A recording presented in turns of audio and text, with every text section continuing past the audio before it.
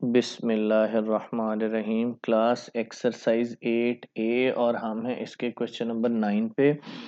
तो सबसे पहले इस क्वेश्चन को हम वर्टिकल फॉर्म में लिखेंगे। नंबर ऑफ डेज एब्सेंट हैं, नंबर ऑफ डेज ये आ जाएगा 0, 1, 2, 3, 4, 5, 6 और 9। अच्छा, इसको एक्स से रिप्रेजेंट करना है।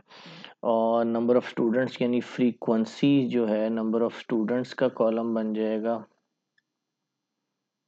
ये है मेरे पास फ्रीक्वेंसी और वैल्यूज हैं 23 और 4, 5, 2, 2, 4, 5, 2 और 2 और 1, 2 और 1।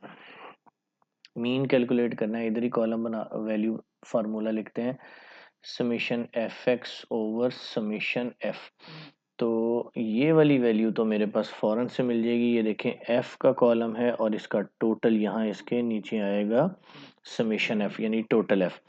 तो 23 + 4 27 और 5 हो गए 32, 34, 36, 37, 39 और 40 ये मेरे पास आ गया। तो यहाँ इसकी वैल्यू तो मैं लगा दूंगा 40। अब मुझे चाहिए एफ एक्स का टोटल। तो एफ एक्स का टोटल, ये एफ कॉलम है, ये एक्स कॉलम है, तो इन दोनों को मल्टीप्लाई करेंगे तो एफ एक्स का कॉलम आ जाएगा। तो 0 × 23 जो होएगा 0, 4 1 ज़ा 4, 2 5 ज़ा 10, 3 2 ज़ा 6, 4 2 ज़ा 8, 5 1 ज़ा 5, 6 2 ज़ा 12 और 9 1 ज़ा 9। तो ये एफ एक्स है और ये इसका टोटल समीशन एफ एक्स आ जाएगा जी। तो ऐड करते हैं इनको, 0 और 4, 4, 10, 14, 20, 28, 33, 33, 45 और 9, 54। तो इसका टोटल मेरे पास आया है 54। ये मैं यहाँ पुट कर दूंगा फार्मूले में। 54 को जब 40 से डिवाइड करें तो आता है 1.35। ये हमारा क्वेश्चन नंबर 9 का आंसर है। क्वेश्चन नंबर 10 की तरफ चलते हैं स्टूडेंट। क्वेश्चन नंबर 10 है मेरे पास। अब मुझे ग्राफ बना हुआ है मेरे पास, और मेरे पास जो ये एक्स एक्सिस है और ये वाई एक्सिस, फ्रीक्वेंसी का कॉलम उन्होंने बता दिया। क्वेश्चन नंबर 10 है फ्रीक्वेंसी और एक्स। तो एक्स की वैल्यू है 3, 4, 5, 6 और 7। 3, 4, 5, 6 और 7। और एफ है 3 और ये है 5 और ये है 6 और इसी तरह 4 और इसी तरह है 2।